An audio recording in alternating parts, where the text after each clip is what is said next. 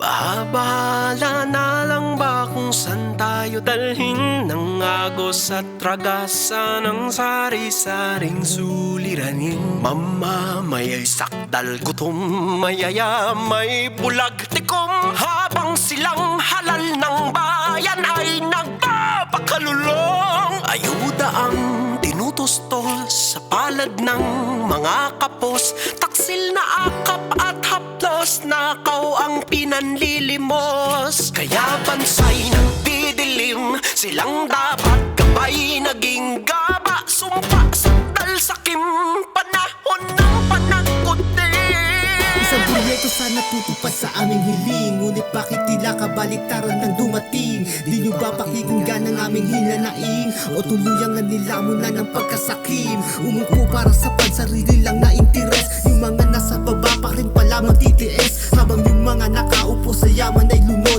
yung mga nasa laylayan sa baha na may lubog. Pilipinas, kailan ba makakatakas sa problema? Malabo hanggat nandyan ang bulok na sistema.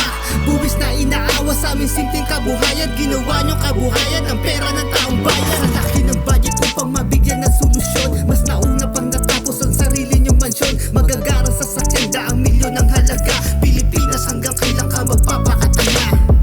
Bahala na lang ba kung saan tayo dalhin ng agos at ragasa ng sari-saring suliranin? Mamamaya'y sakdal gutom, mayayamay bulag tikom, habang silang halal ng bayan ay nagpapakalulong. Ayuda ang tinutustol sa palad ng mga kapos, taksil na akap at haplos, nakaw ang pinanlilimos. Kaya bansay nagdidilim, silang dapat gabay naging gaba, sumpa sakdal sakim, panahon ng panagkutin.